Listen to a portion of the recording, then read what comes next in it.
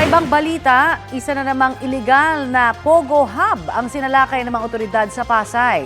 Nakita po roon ang ilang equipment na tila ginagamit daw sa love scam. Balitang hatid ni Oscar Oida. Sanib puwersang sinalakay ng PAOK, NBI, Bureau of Immigration at Pasay City Police ang umuri illegal na Pogo Hub sa Jokno Boulevard sa Pasay City.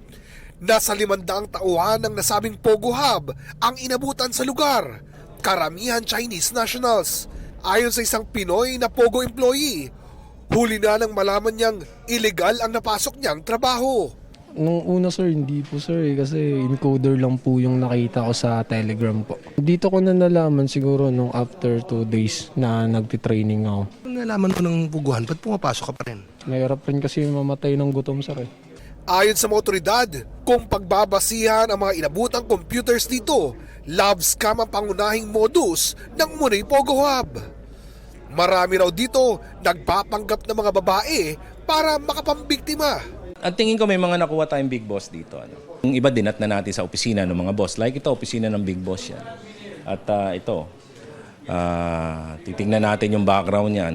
Kasi yung sa itsura niya pa lang talagang boss na boss ang dating niya.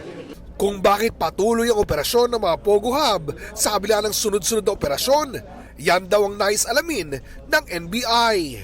Hindi natin malaman kung saan sila humahanap ng lakas ng loob. Yan ang hahanapin namin na together with the PAOK, yan ang iimbestigahan namin ngayon. Susuriin ang mga nakumpiskang computers, cellphones, SIM cards at iba pa para sa case build-up. Ilan sa mga posibleng nilang kaharapin ay ang paglabag sa Anti-Cybercrime Act. Posible rin silang maharap sa paglabag sa immigration laws tulad ng working without permit. Oscar Oida, nagbabalita para sa GMA Integrated News.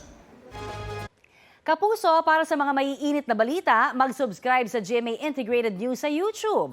Sa mga kapuso naman abroad, subaybayan nyo kami sa GMA Pinoy TV at sa www.gmanews.tv.